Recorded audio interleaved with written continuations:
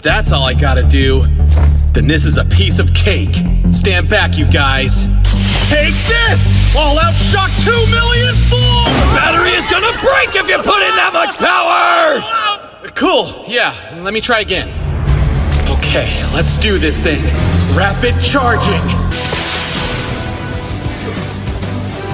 No? The attack is being absorbed? Ah, yeah! That's one scary leader rendered powerless! He did it. Good boy. Alright, pros, you think you can finish this up really quick? I don't want anyone in the back worrying about us. Before we get started, I just want to allow my guest the opportunity to introduce themselves, basically tell everybody what you do, where you're from, and also, if you could, tell us if you could live in any fantasy world from any media, books, movies, or anime, which one would it be and why? Hello, my name is Kyle Phillips. If you're an anime fan, you would know me as the voice of Denki Kaminari in My Hero Academia, Marco the Phoenix in One Piece, Hiro Kaneshi in The Disastrous Life of Psyche K, Yo in Dr. Stone, and about 300 more. I'm also, if you are enjoying Fire Force, Overlord, Ancient Magus Bride, Miss Kobayashi's Dragon Maid, the Ace Attorney anime, I directed all those and a bunch more. Hope you guys are enjoying those dubs. I'm also a Twitch streamer. You can find me at twitch.tv/Kyle Phillips Fun. I'm the host of a board game show with my friends called Super Board Game Bros on YouTube. And I'm the a co-host of a podcast called Spark and Chaos, a Journey of Thought with Kyle and Leah. Leah Clark voices Toga in My Hero Academia. And so it's me and her going back and watching My Hero Academia from the beginning and going through and talking about it and giving fun facts and whatnot. So it's been a lot of fun. So if you like My Hero, go check out our podcast. Do y'all do it in y'all voices and y'all characters' voices? No. It's I mean, sometimes it just kind of comes out. It's not Denki and Toga doing the podcast. It's Kyle and Leah. But we like to talk about it and do fun segments and stuff like that. So well, that's interesting. Okay. So when you were making the show, you didn't really pay attention to the show. So this is like a fresh watch of the show. Yeah, people are always shocked by that. Yeah, I've never seen My Hero.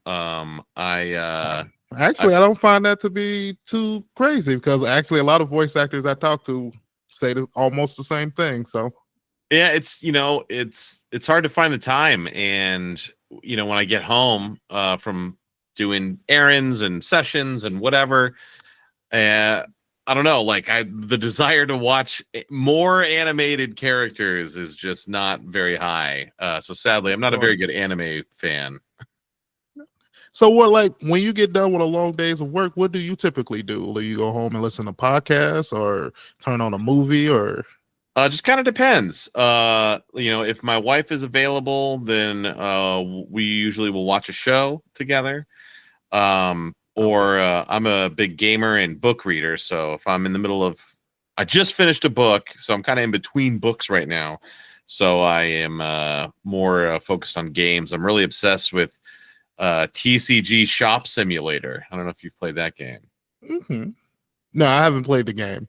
Oh, it's basically it's a job. The game is just like, all right, let's go to my job as a shop owner of this trading card game shop. And but I don't know, there's something about it. Oh, that's interesting. I think I played similar type of games on my phone. I played one where I was a restaurant owner and you were making the food and stuff like that. Yeah, for sure. Oh, that's pretty cool. Oh, I kind of stopped you. What fantasy world? Oh, yeah. Well, so here's the question. So it's I'd love to be in the Mistborn universe or the Stormlight Archive. But as long as I have powers. So are we am I a citizen fully blessed with whatever powers? Yeah, you're able to be whatever the world is. You have whatever that world mechanics of power is. Okay. Well, to kind of stick with anime, I feel like most people watching this I assume are anime fans. Let's say the fairy tale universe. Oh, okay. That's an interesting one. I haven't heard a lot of people pick that one, but that would be a fun universe to live in, and it's not as dangerous as a lot of other universes is. Yeah. Because I mean, like, I don't know if you've ever watched Invincible, but man, I would hate to be the living Invincible. That's just a lot of collateral damage. You don't even got to be a part of the action to die. Like, Jesus. Yeah, no. It's because it'd be cool to, like, you know, I'm really into fantasy. I read a lot of fantasy books, so like the idea of like going back to like a medieval times like setting, it's really tempting. But then if you really think about it, it's like that would be awful. You would not want to go back to any time in the past because you would get some disease immediately that it's long been It's over. Like, Fairy Tale, you kind of get that vibe a little bit. It's a little medieval, you know, but then you get cool magic, you know, and teamwork, a guild. It's a lot of things that go. And it'd be fun to join Fairy Tale. It'd be a lot of fun. Oh man, especially if you actually get accepted, because that's probably, I think that's one of the hardest guilds to get into, man. You'd be like, oh man, it's true. But for me personally, if I could live in any fantasy world, I chose a movie one, and I have a backup anime one. So for my movie one, I had to choose Harry Potter. Everybody knows I've been recently watched Harry Potter. I've probably mentioned that like 3 or 4 times as examples, but only reason why I probably want to live there because I think it'd be cool to be a wizard and just to see what kind of magic you can really do in that world. Because I always feel like what we've seen on the screen was very limited, because I always feel like, am I comparing things to anime and like thinking they should be doing what they're doing in anime and movies? Because I'd be like, I just feel like we didn't really see them do much magic. Like it's just, but that's my opinion. But I also think it'd be cool to do some of the killing curses and stuff like that. Not saying I would want to kill anybody, but I just think it's cool to just hit somebody with an abracadabra. I think that would be kind of interesting. For my anime world, I had to choose Bleach. I think Bleach is amazing. I think just having a Zanpakuto would be fucking amazing, no matter what the abilities were. Just to be able to be like Bankai would do it for me. Also, my hero, I think I like my hero, but I don't know if I would want to be a hero or a citizen. And I think it really just depends on the time frame in which I'm in. If it's a time frame where there's like All Might, I'm okay with being a citizen and actually just fanboying if I ever do get to see All Might, because I think really, I'm surprised there was really any villains when you have a person like All Might running the streets. It's just you think you just really have to really believe in your luck to just be out there doing whatever you want to do. But I just feel like he was really inspirational as a person, and it'd be cool to just be like, wow, that's a person out here actually doing something. You know what I mean? That's true. You know, that's something where I think they talk about that in like Batman, where the idea of like a big, strong, you know, heroic presence should be enough theoretically to deter villains, but it seems to only spur them on. So in this world where 80% of people have quirks, it's like, well, I guess when heroes are a dime a dozen, then villains also need to be a dime a dozen. So true. And I think that's a good example you bring up for like Batman, because it's like Superman literally like a city away and people still like, well, you know what? And it's crazy to me, Gotham is like still the like worst town ever. It's just so crazy. But I guess when it's like, you know, what's the chances of actually Batman running into you? You know what I mean?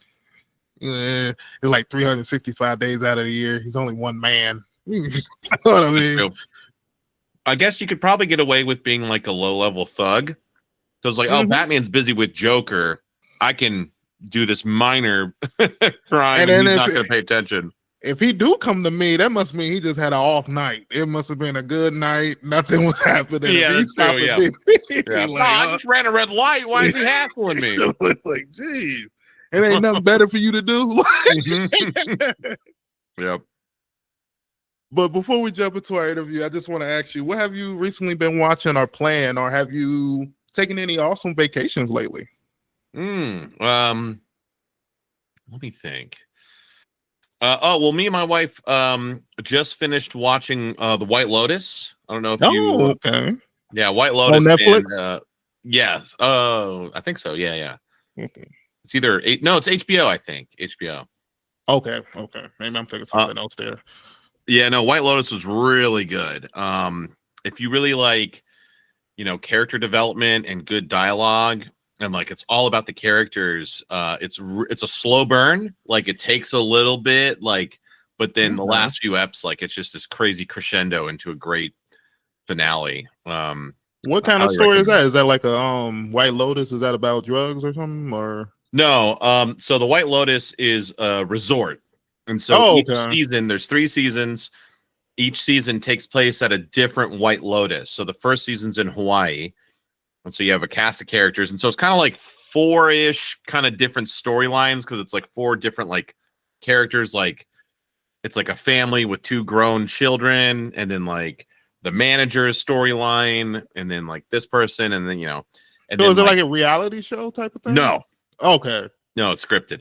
But like then their storylines kind of interweave sometimes, and then all kind of comes crashing together at the end. And then season 2 is a whole different cast of characters, and season 3 is a different cast of characters. So, you're a Harry Potter fan, Lucius Malfoy, Draco's dad, is that's Jason Isaacs. He's in this 3rd season. He's great in it. Oh, for real? Okay. Yeah. I definitely gotta check that out. Yeah. Is anything else you've been watching or anything before I jump into mine? And you said playing. Yeah, I said I'm playing TCG Shop Simulator, and I'm still playing Warzone. I like Warzone a lot. I'm ready for a new map though. But yeah, no, just finished. I think we're gonna pick up a Squid Game. We love Squid Game season 1. So I haven't seen start watching 2. Season 2. Okay, I haven't seen 2 or 3 yet. Yeah, I'm surprised because I keep thinking like, what else is the story going on? Like what I remember from season 1, like what's going on from the keep the same? Like so I definitely gotta check that out. Yeah. Have you seen do you watch sports? Yes, I'm a little disappointed in your New England Patriots hat or a beanie, but that's okay. This is just a hat. I have a bunch of different hats from different teams, but my personal team, I have to tell you, is Pittsburgh Steelers. Actually, I probably gave you another team you probably hate, but yeah, my cover I'm wearing right now. This is the team. Everybody that we're there we go. There we go. I feel it. Yep. that destroyed my mood, but yeah, no, I've been living in the Dallas-Fort Worth area since 1991. So as a kid, I grew up with the 90s Cowboys. Okay, I can understand back when they was actually good. You know what I mean? Yeah, that was the last time they were good. People would be like, "Do you think the Cowboys are going to do?" It's like, as long as Jerry Jones is alive, they will not win any Super Bowls. So I'm just like, I like watching good football. My neighbors are big Steelers fans, so we have a fun rivalry. I don't dislike the Steelers at all. So. And now that Tom Brady's not on the Patriots, I don't dislike the Patriots anymore. So I feel you on that. What do you think about your team this year? I know y'all took one of our little receivers, so hopefully that works out for y'all. It's they're gonna go 10-7 and get in the playoffs and then get knocked out of the first round. Is Elliott still on the team? I don't really know. They brought him back for, I think it was just a year. I don't think he's playing for anyone anymore. Okay. Because I remember seeing him on y'all team last year, but then I remember they were saying he didn't want to come to games or he didn't like his role and all that. Sometimes you never really know about all that player news they give you, but I don't know. I will say, when he first was in the league, he was a killer. Yeah. But you did start to see the decline. It's just hard, man. The running back, it's such a short shelf. Oh, man. And I feel like you really seen it in Todd Gurley from when he was like really good with the Rams to like him missing that, I think, Super Bowl, and then the year after that, and it was like, man. Or for Nick Chubb.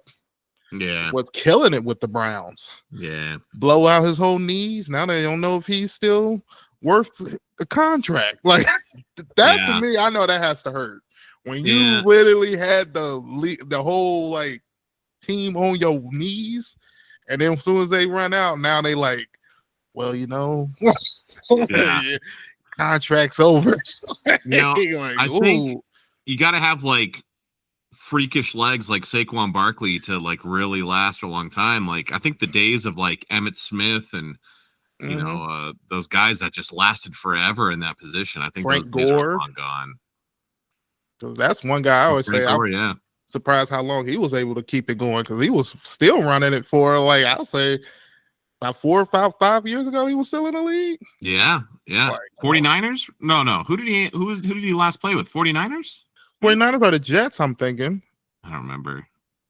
I don't know. I mean, Darren Waller retired and he coming back, but for things that I've recently watched, I did just recently try to watch the NBA championships because I kind of just wanted to see who won and a little bit of the games because I was saying, I don't know if it was just because of the teams, but I feel like I didn't hear no news, no media, no like advertisements about this NBA championships. Like, if I feel like this was like Golden State or the Lakers or something, it would have been like everywhere. Oh, you know what I mean? But for these teams, I feel like you barely heard anything, and I feel like that's horrible. Like it's still the championships, we still made it there. Like, but I feel like maybe if we were in those cities, it probably would have been bigger, like the advertisements and stuff. But I just feel like, dang. That's crazy. No, that's how it goes. The regional stuff, like my Texas Rangers were in the World Series a couple years ago, and it was Texas Rangers and Arizona Diamondbacks. And I haven't looked at it. I'm sure it was the least viewed World Series of all time. I definitely got that because I didn't even know that. Small markets. But I guess that also showing us that, the small market teams are finally starting to be able to prove that they're worth something. You know what I mean? It ain't all about the big market teams anymore. But I don't know if this was just one of those years when it's like, okay, y'all were able to kind of sneak your way through. Everybody else kind of got hurt on different teams and stuff like that. But I don't know. I mean, LeBron is like 45. So let's see how much longer he goes. Maybe he can pull a Tom Brady. You never know. Because I always say the way Tom Brady left, I feel like it's the only reason why Aaron Rodgers can't just go.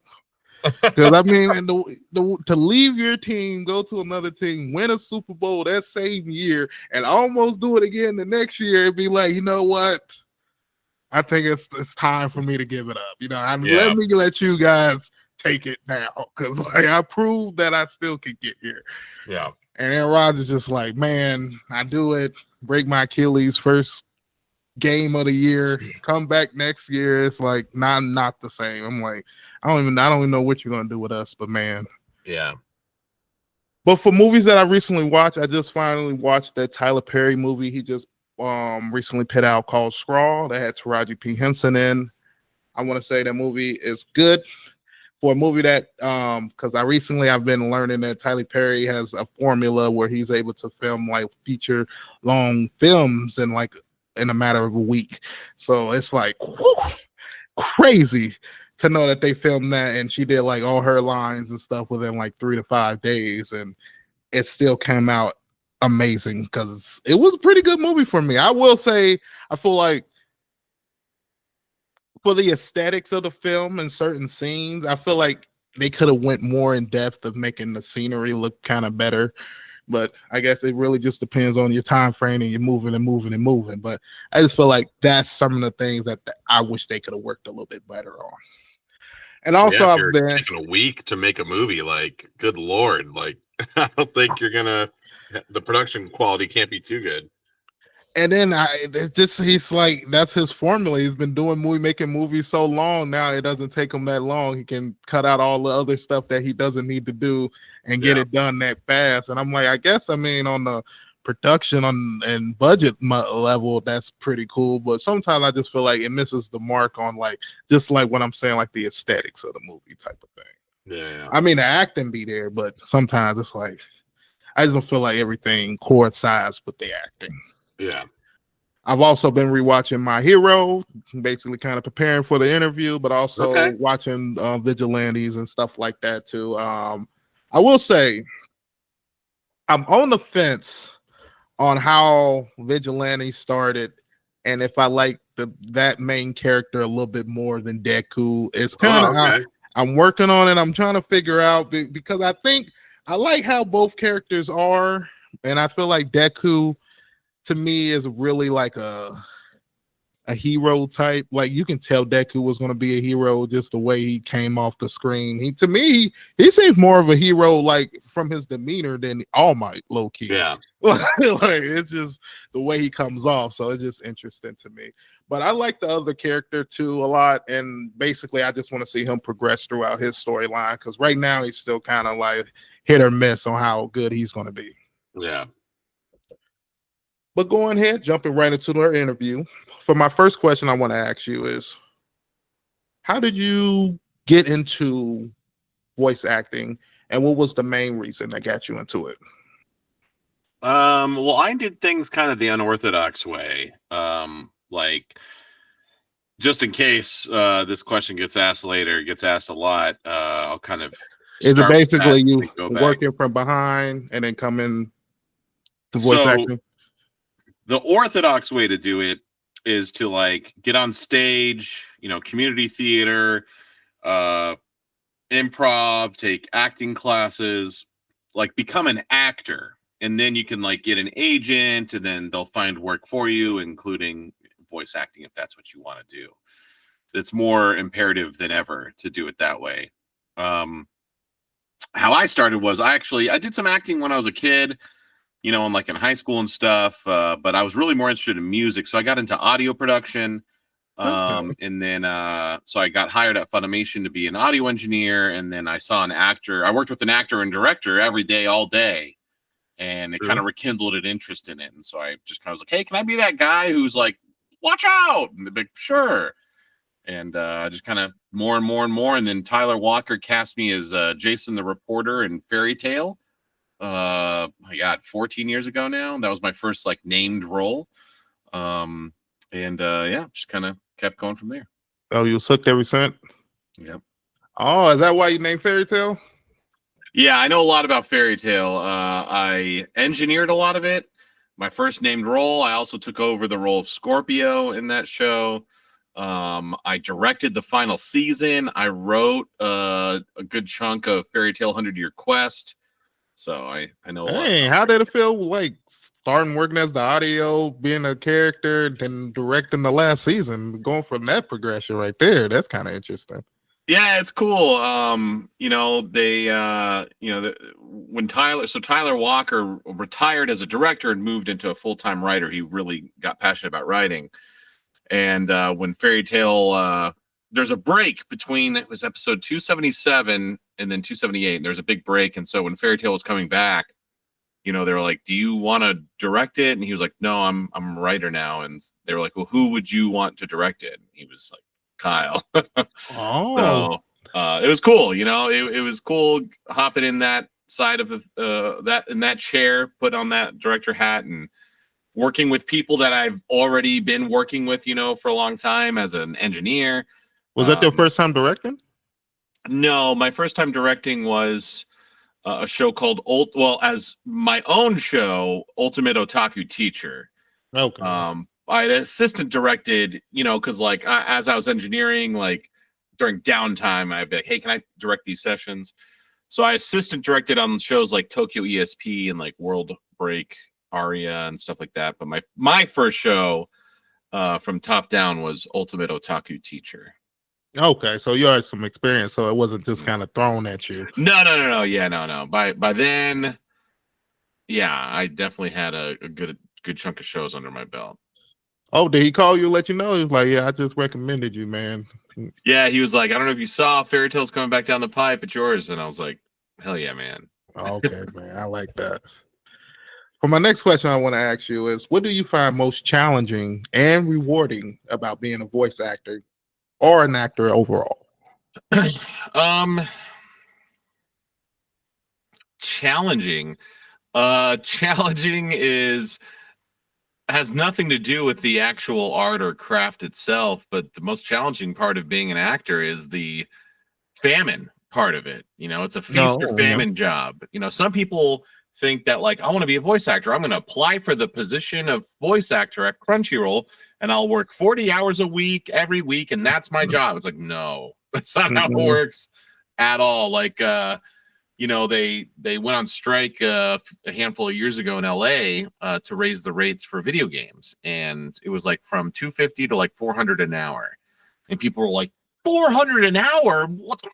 What the heck? And like, that's crazy. Like, why would you ask for that much? It's like, well, hold on. It's a $1 billion, multi-billion-dollar industry. And sure, $400 an hour sounds like a lot. But we only in there for like 2 hours. Or yeah, maybe you one. work 2 hours, like on like Call of Duty, like some huge AAA game. You may work 4 hours, and then you don't work for the rest of the month. And you're doing tens of dozens of hours a week of unpaid work doing auditions and like research. So that 400 an hour or whatever number it was, sounds like a lot, but it's really not. When you add it all up, it's like, man, I'm barely making it. Yeah. So the challenging part of the job is just the famine, because it's like some months or some years, it's like, man, all right, I'm getting characters, I'm getting sessions, let's go. And then it'll be 6 months and you're like, I haven't been cast in anything. So it's very, people, even if you get that, boom, I got that lead role, or boom, I got this big game, don't quit your day job yet. Like, just hold on. Like, you want to wait. In fact, I'd say most actors overwhelmingly have some sort of side thing. No one is just a voice actor, except for like Steve Bloom or something, and the money, Ian Sinclair has a good quote where he said, Brooke from One Piece is a lot of fun. Kane's chicken pays the bills. A lot of people kind of turn their nose up at like the commercial work, but like that's where the money's at. We don't make any money in anime, but commercial work definitely pays, and you actually get like residuals and stuff. So okay. So when you're doing your other jobs, like being a director or working in audio and stuff, is that paid differently? Is that more of like a hourly rate type of thing, where you're doing 40 hours type of thing?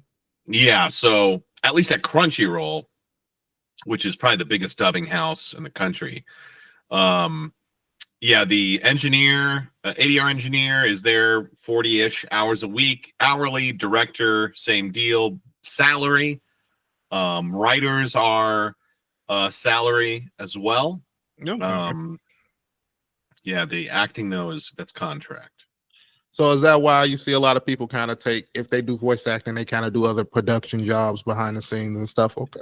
Yeah, like I said, it's like, a lot of people have these other jobs, and sometimes that other job is, working drive-through at McDonald's, which is whatever. So it's always nice to be like, okay, yeah, I'm a voice actor, I need another job. It's cool if it was also in the industry. So yeah, that's why you see that a lot of times. It's like, well, I feel like I could probably also do script adapting, I know recently I've been trying to get a car, and everywhere I go, you got to fill out these forms basically telling them where you work and stuff.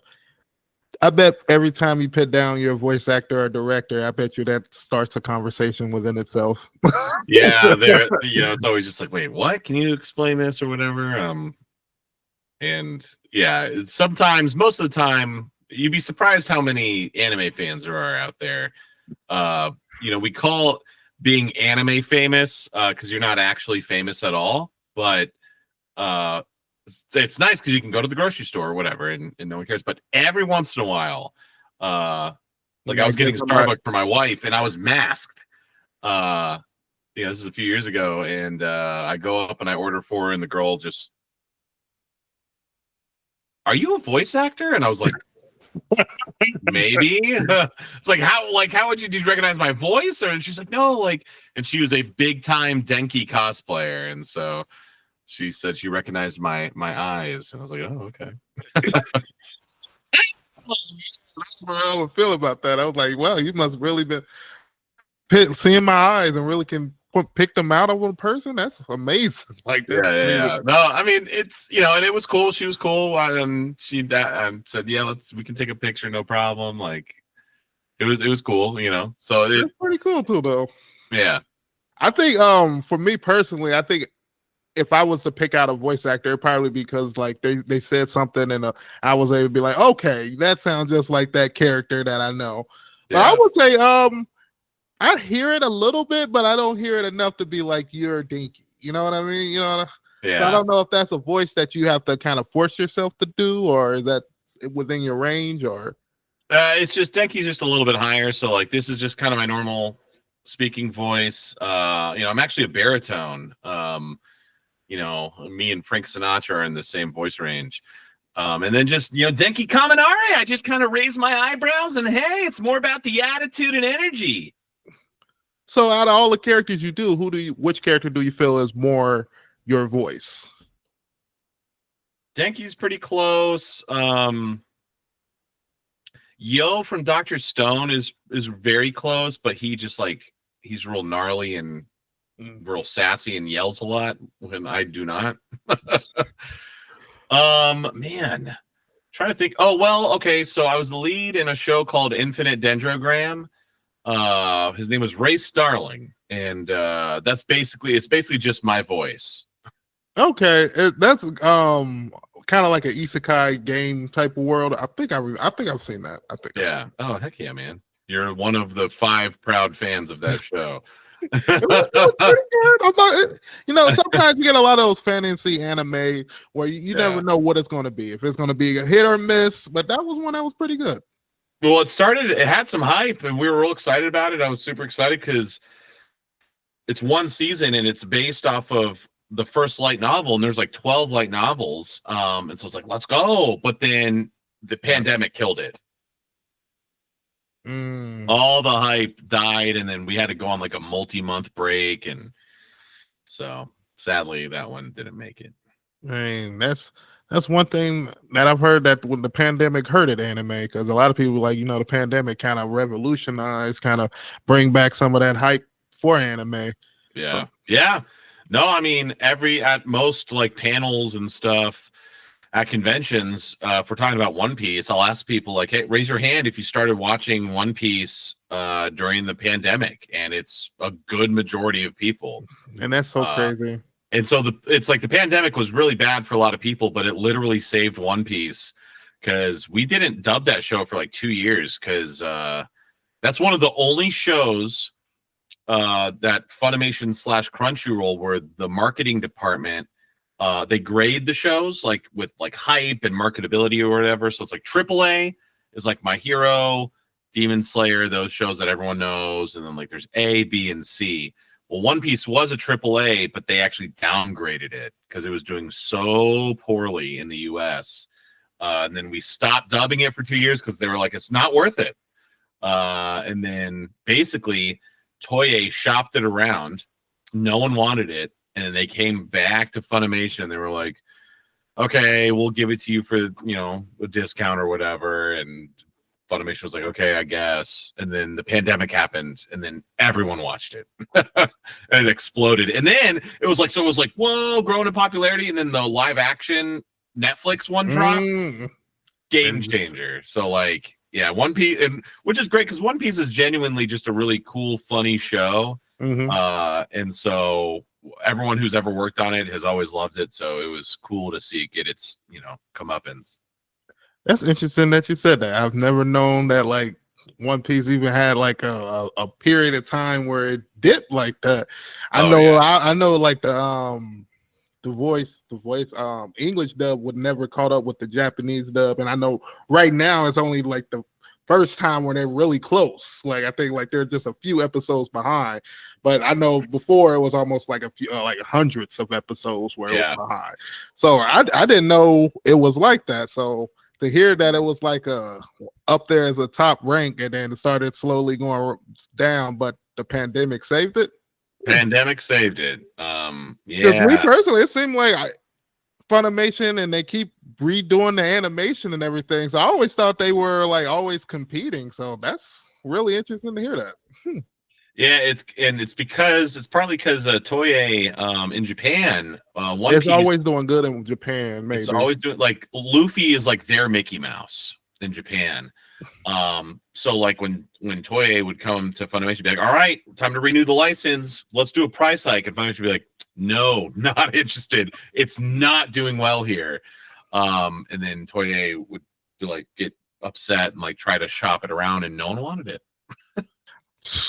I know that they'd be like, you talking about y'all don't want our Mickey Mouse, but y'all want My Hero? Yeah, like, I know that hurt low key.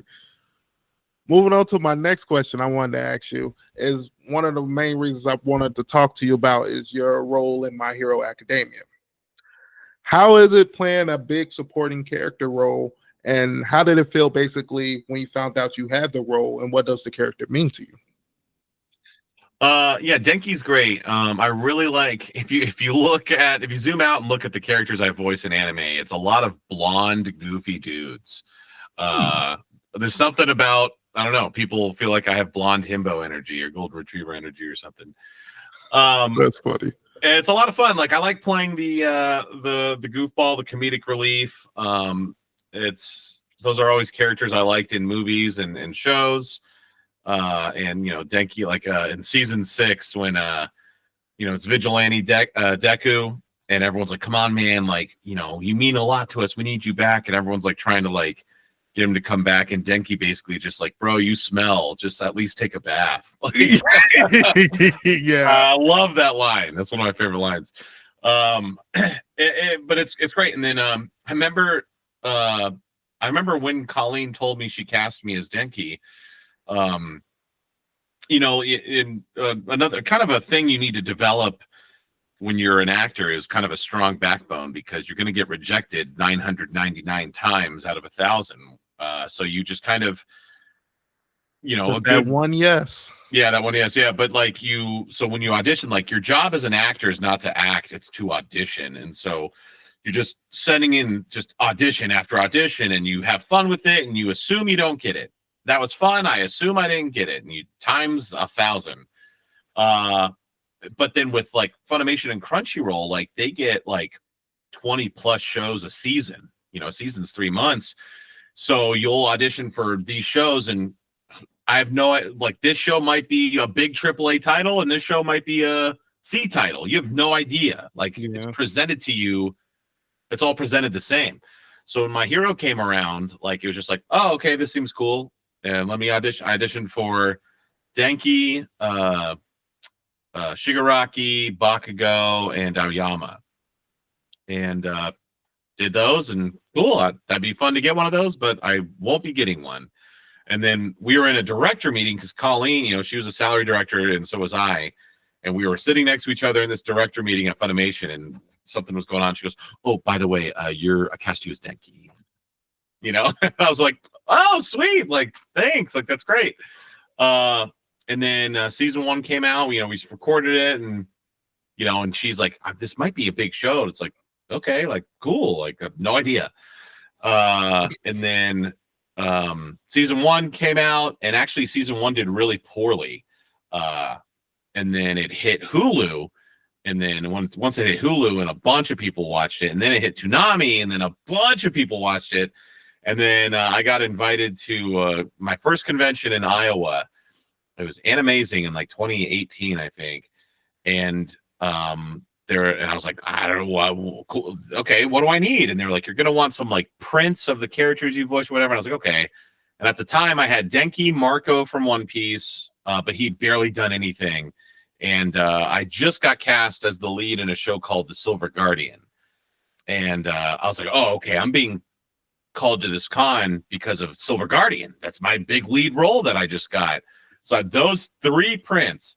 I'm at my table, like ready to sign all these Silver Guardian prints. And it was like a huge line, and every single person wanted Denki. And I was like, oh, and I ran out of prints, and I was just like, what, wait, this is what is this? And then I got invited to another con and another con and another con. And that's when it's like, oh, My Hero is a big deal. So it was cool. It's great to be a part of it. It's crazy to think that we've been doing it for almost 10 years. Next year will be 10 years. Still got one more season. Have y'all recorded yet? No, so it's being worked on right now in Japan. So they might be dubbing it in Japan. Okay. The Japanese. I have no idea. But we typically will do it like a couple weeks before. So we won't be dubbing that till like late September. I just know it's coming out soon, and I'm like, man, I cannot wait for the last season. I've been waiting a while. I'm kind of sad for it to go because it seemed like a lot of like these new age animes that's come out recently kind of ending quicker than a lot of your older shows, especially, I mean, you got One Piece that's literally still going, but it's like, I guess I feel like from the perspective of a lot of manga artists are like, you know what, a lot of them don't even get to see the end of their works because they end up dead. So it's like, let me finish my stuff and move on to the next thing. You know what I mean? So for my next question, I want to say you were in the movie Dragon Ball Z Resurrection F. Okay, I guess I was. Oh, I hope so. I hope not. Man, I hope I didn't mess that up. But I'm a big fan of Dragon Ball. And I just want to be like, do you remember working on that? Your favorite scenes? But I feel like you kind of answered that for me. Yeah. Oh, man. No, sadly, I guess I pissed off Chris Sabat at some point in our career paths. I've not had the pleasure of being in any Dragon Ball, really. Dragon Ball Z Resurrection F, like I'm like a security guard. I have like 2 lines, and then I'm in the Dragon Ball Z Kakarot game as like an arena announcer. Okay. So, everyone but me has been in a Dragon Ball episode. So, hey, if I ever get them on, I'm gonna ask them what you did, man. Do it. Be like, hey, why isn't Kyle in Dragon Ball Super? And he'll go, what are you talking about? Sure, is he not? Is he not? You think if I just met you by name, you know who you are? Yeah. We text and stuff. His daughters are big Denki fans. Oh, that's pretty cool. Yeah. For my next question, I want to ask you is, do you think there's any misconceptions about voice acting or acting in general? A ton.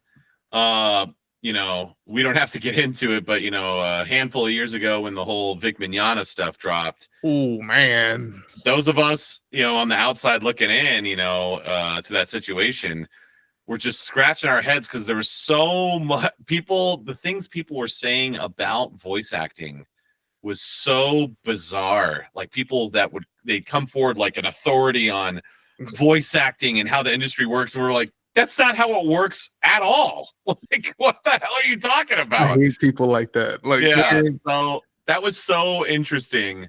Like, I remember it's like, oh, Monica was going after Vic's job, and it's like, what? She's a woman, he's a man. They wouldn't have the same roles at all, and like. People thought he was like a producer or something. It's like, no, like he just played a lot of big characters. Like, no, neither of them had any W-2 salary positions at the company. So it's like, it was anyway. Tons of misconceptions out there. I already mentioned like some people think that like it's a job you interview for and you get 40 hours a week. That's absolutely not the case. I get a lot of people will come up to me at cons and they're like, hey, I can do a great Goku, or I can do a great, Froppy impression. Like, I want to be a voice actor. And it's like, well, those roles already belong to other people. So like, cool impression, but maybe put your efforts into something else.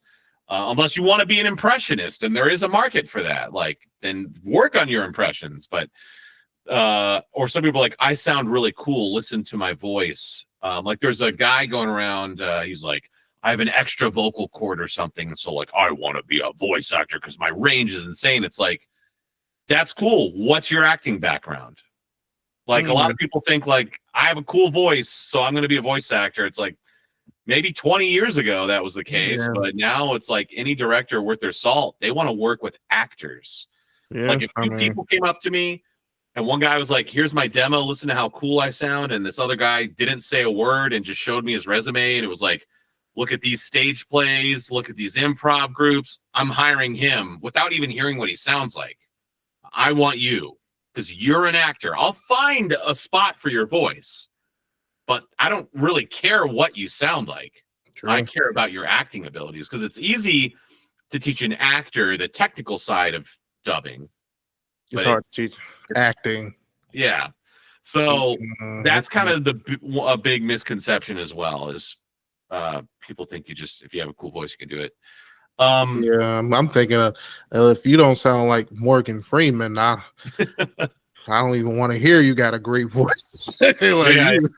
Yeah, unless it's like, we're just ridiculously unique or cool, but like even then it's like I'm not going to cast you as the lead character. Like I'm going to cast you as like a really tiny small part. Yeah, like a narrator, like you know what I mean? Yeah, so well, my next question, which I'm surprised when you were talking about when you did your first con, and I guess you said also that he didn't have a lot to do in the anime yet, but you were also in One Piece as Marco. Mm-hmm. To me, a very big character. I guess it really depends on which part of the anime you've seen or haven't seen. How do you feel playing Marco? And remember 2018 that like no one watched One Piece. So like it was cool to be Marco, but no one was watching it yet. Marco's cool because he has like the biggest glow up in anime because he's like the first time you see him, it's like episode like 50 or something like that, and he's got like black hair and like a black vest, and he's just like, what are these guys doing? That's not my voice. That's that's like someone's in marketing's husband or something, some random guy. So then when he comes back, like episode like 147 or like 250 something, he's a real character. We gotta get somebody. He's a real character, but he even still like he has like brown hair and like a white vest, I think, or like a yellow vest. But that's me, and that's like now he has a name. He's Marco, and that's probably up to that point, and maybe even still, it's probably the coolest character that I've voiced. Because he's just like, Shanks comes on board and like wipes out all the like low level dudes, but Marco's still standing. It's like, oh, okay, all right, this guy's cool, all right. Mm-hmm.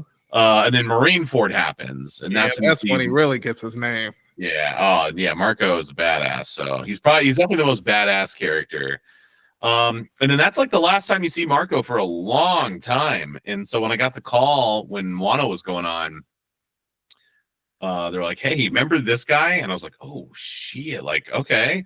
So that was real fun dusting that off. Was it hard getting back into the role, or it was easy kind of jumping back in? That was actually probably the most challenging episode. That first episode that kind of kicks off Wano is when he's talking to Cat Viper. Mm-hmm. And he gets real emotional, and I haven't really had to do something like that for anime. So it was cool. And so the engineers, they're like, here's his reference, they'll have a sound file. Oh, excuse me. They'll have a sound file. And like, here's what you sounded like the last time you recorded him. And, so it's just kind of, you listen to that, kind of get back into it. And basically, Marco is just kind of some of my lower range. And then you just do some acting. So. Mm-hmm. What emotion do you find hard to portray? Emotion hard to portray. I mean, the hardest would be, like sadness, like intense sadness. Mm-hmm. I mean, I can do it no problem, but yeah, of all the emotions, that would be the one, because I'm a lucky guy. I'm married. I have 4 kids. I've got a good life. Haven't had too many hardships, so I don't have a ton of intense like experiences to draw on to really lock in to something that intense. But I'll just kind of get in the moment and like really. I have a few like scenarios that I kind of pull on to like get me into different headspaces, but I don't typically have to do that for just like time to be goofy. I can just slide into that no problem. I was about to say, it seemed like you played a lot of goofy, like funny type of characters. And only character I can really see you probably doing like a sadness or maybe like crying. It's maybe Marco, maybe, because he's had some like moments that have happened where it's like, okay, his whole like squad died. Like, you know what I mean? Yeah, like he's had the biggest blow up, but he's also one of the saddest characters because there's Thatch died, and so he lost Thatch. He lost Blackbeard. Whitebeard dies, Pops. Mm-hmm. You know, so it's been a sad one for him. Oh yeah, I forget. Yeah, him and Blackbeard were friends. I said Whitebeard, I mean Blackbeard. You were right. Give you props on that one. For my next question, I want to ask you is: you said earlier that you haven't really watched anime, but if you could think back in your this earlier childhood, what anime has had the most significant on you, and why? I mean, or animated TV show. If you can think of a cartoon show that you really probably got you interested as a kid. Oh, I mean, I watched a ton of cartoons as a kid. I mean, anime, so I was in middle school when the original Toonami lineup. You watch like Popeyes? I'm not that old. Oh, okay, my fault. No. So in middle school, that's when the original Toonami lineup dropped. So I watched, Inuyasha, Cowboy Bebop, Yu Yu Hakusho, those shows, but my favorite was Dragon Ball Z. And I remember the first episode of Dragon Ball Z I saw. It was Krillin and Gohan were like on the cliffside on Namek, looking down at the Frieza and the Ginyu Force, messing with some Namekians. Mm-hmm. I know exactly what is this. Like that was the first like anime I saw, and I was just like, what is this art style? Like, what is this? I'm used to like Western cartoons, and I got really into it. But by the time I got home from school, it was like over halfway done with the episode. So I had a VHS tape, and I wish I still had it. I don't know what happened to it, but I would set it to my VCR to record at like 4:00, and I would wait for it to finish, and then I would watch the episode, and I would just tape over it and over and over it.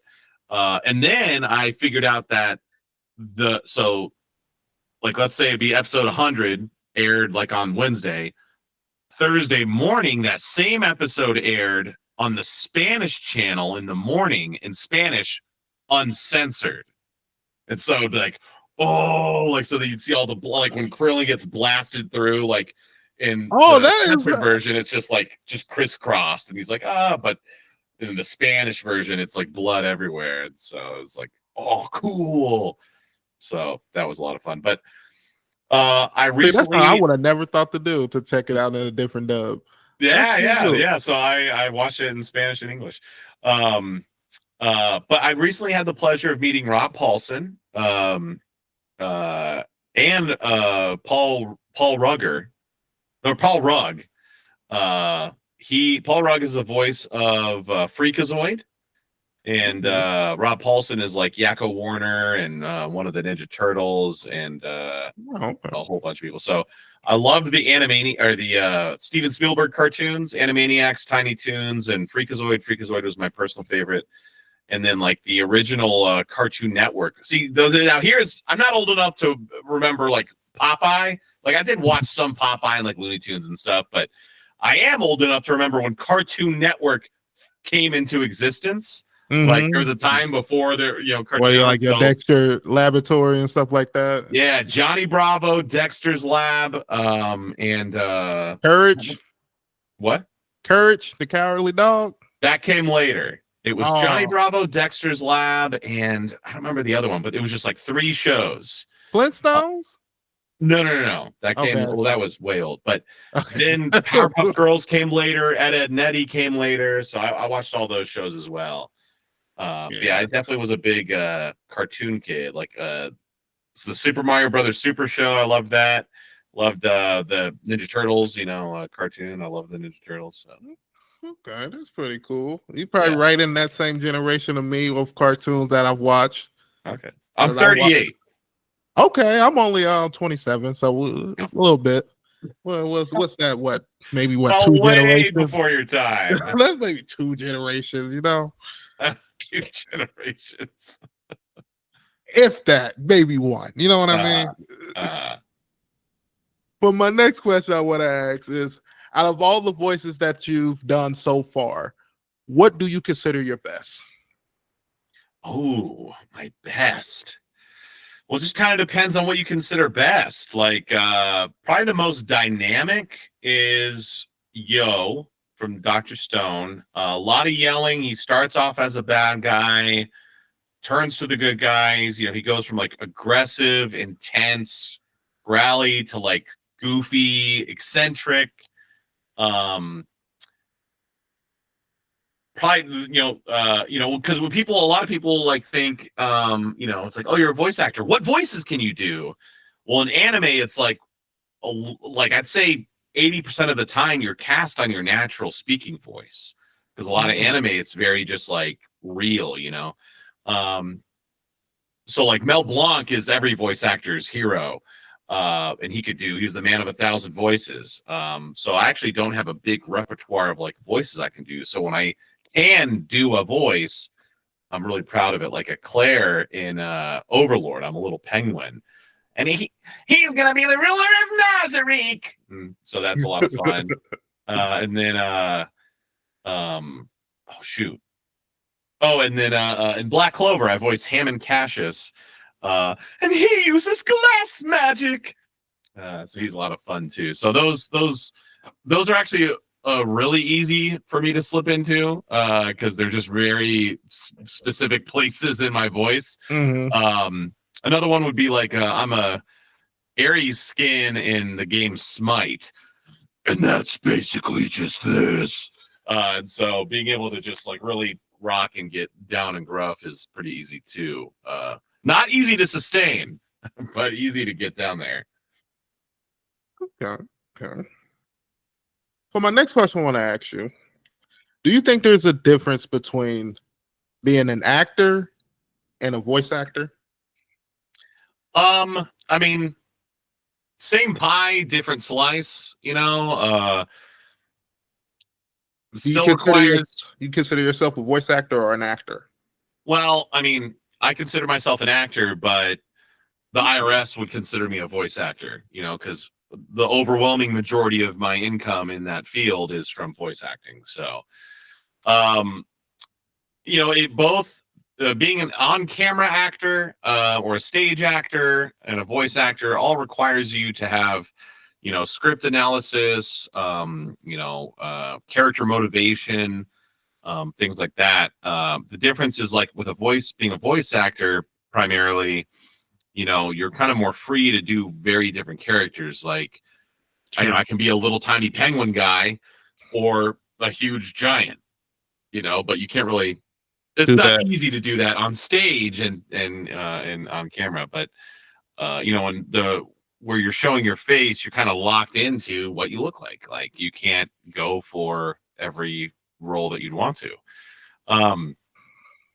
But voice acting is a lot more physical than people think. You're not in there just like, all right, let's go attack them. You're like in there, like if it's like a running scene, you're in there moving around, like, it's still very physical.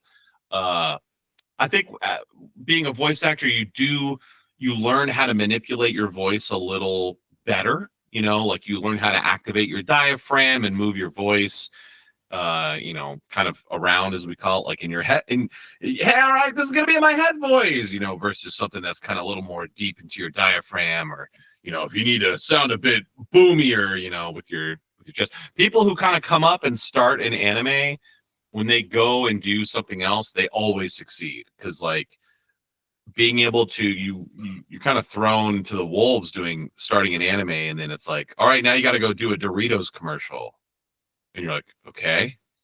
You're just like, all right, time to sell some Doritos, and it's like, oh, that was amazing. You're like, well, it's a lot easier than being a demon slaying knight or something. Okay, I feel that. So you feel like voice acting gives you a lot of practice into like actually voice acting? Yeah, for sure. Yeah, I heard the process of like dubbing for anime is a lot different than like voice acting and anything else. It's actually more of a process because you got to learn the beeps, then you got to learn the mouth flaps, and then trying to fit a whole sentence and what they're saying and making it look natural. Yeah, I can see it being hard. And when you're saying physical, you have scenes when I'm running because you want to make it as realistic as possible. Because as soon as the voices don't sync up right, a lot of people catch that, and that make people not want to watch a show. And that's something that's like, oh, we're trying to make sure we have work. You know what I mean? Yeah. Winding down to our last 3 questions. But my next question I want to ask you is basically, is there anybody you want to shout out for being a good support system for you over the years that's helped you get to where you are?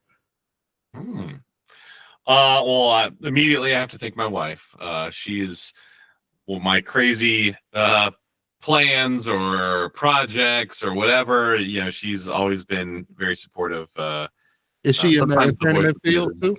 Huh? Is she in the entertainment field too? No, she's not. She was a teacher. Oh, she's a teacher? Yeah. Oh, that's amazing too.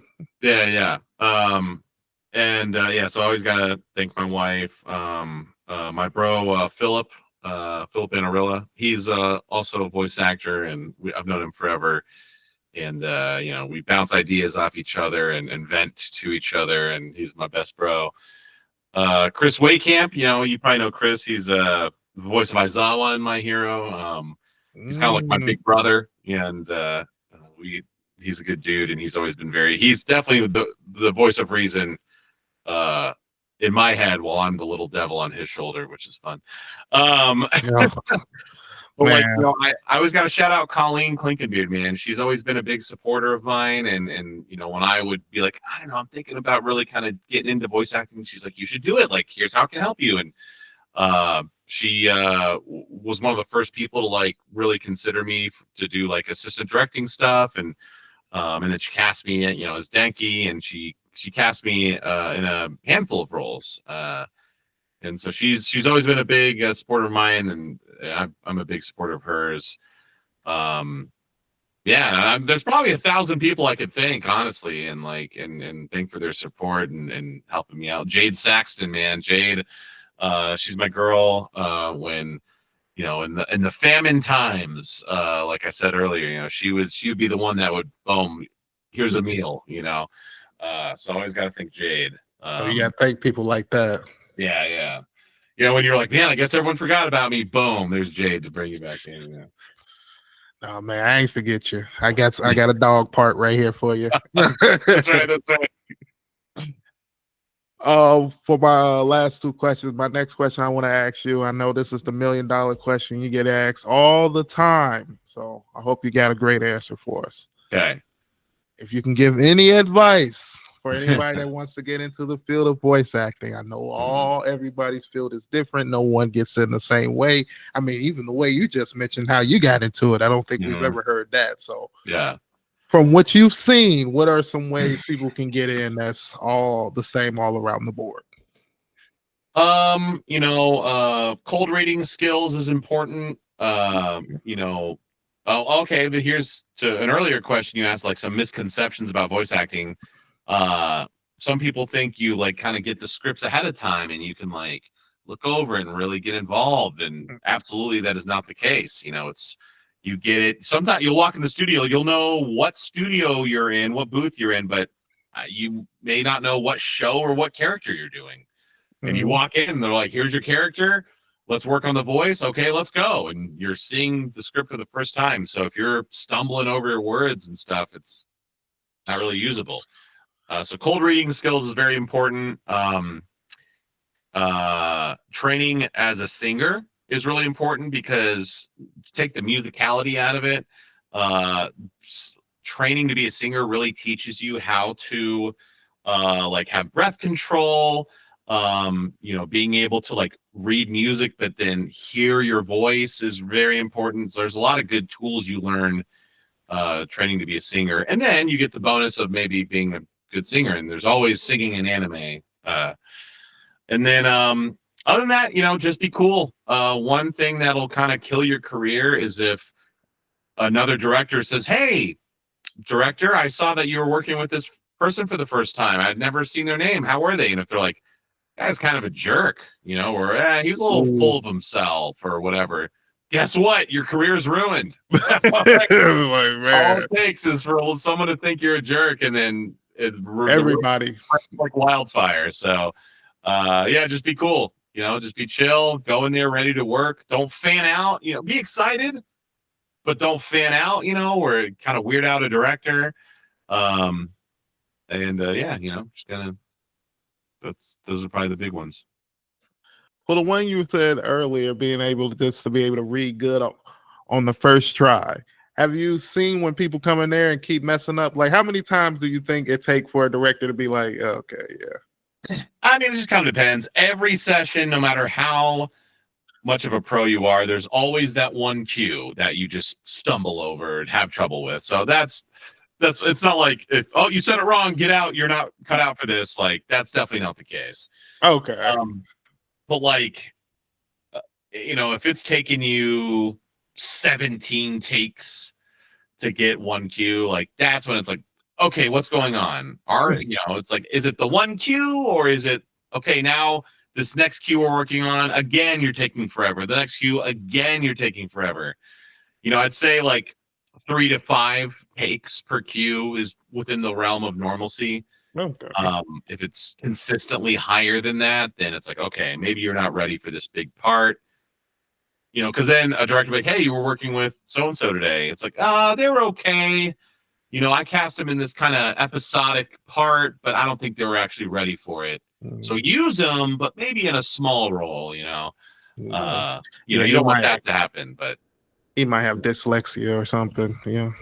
No, I mean, even if you have dyslexia, it's like, it's people with dyslexia still are voice actors. It's because it's within that 3 to 5 takes, as long as it's within that. And even if you have dyslexia, because you can get the character motivation, you're in the moment, you've got the tone, you've got the attitude, like you're ready to rock. You might just mess up some of the words. No big deal. Take 2. Okay, you got it this time. Great. Or, take 3, cool, 4, cool. Like, okay. Yeah, it's not a big deal. I know that feel good for a lot of us out there, especially me, because I have dyslexia. So I'm like, dang. When you said that, I'm like, oh man, because I know sometimes these reading questions that I wrote, I'm like, damn, who put that word in there? I mean, you're definitely, going in hard mode, with dyslexia. But there's plenty of voice actors who have dyslexia and do it. So don't let that hold you back. Actually, Ian Sinclair has dyslexia. Oh man, I would have never known that. Yeah. But my last question I want to ask you is, what ambitions or goals do you have yet to fulfill in the field of voice acting? Well, I feel like I'm kind of, I'm in the Dallas-Fort Worth area. So big hotspot for anime, big a hotspot for commercials, not necessarily a big hotspot for games. I'm a big gamer. So that stuff is mostly done in LA. Yeah. So I don't want to move to LA. You don't have to be local. But I haven't done that big push, like either to try and get an agent out there and work remotely. But I would love to be in like the 3rd Final Fantasy VII remake, or to be an operator in Call of Duty, or some cool big role. Or I've never done mocap. I'd love to do mocap. So I haven't done that. So kind of getting into the video game realm would be something I would love to really dive deep into. Okay. I know you dabbled with it a little bit in the Dragon Ball Kakarot game, but yeah, I've done the My Hero games. I did that, and I've done Smite and Borderlands. I was in Borderlands 3, just real minor thing, but nothing real major. And nothing, in a game that I like. You want to get in that new Grand Theft Auto. I know. Hey, that'd be great. I would too. Look, like, man. Yeah, hell yeah. But all right, I didn't know if there was anything else you wanted to talk about or discuss before we wrapped up. No, I mean, I mentioned at the beginning, I'd love for people to check out, if you're a My Hero fan or just an anime fan in general, please check out me and Leah Clark's podcast, Sparking Chaos, A Journey of Thought with Kyle and Leah.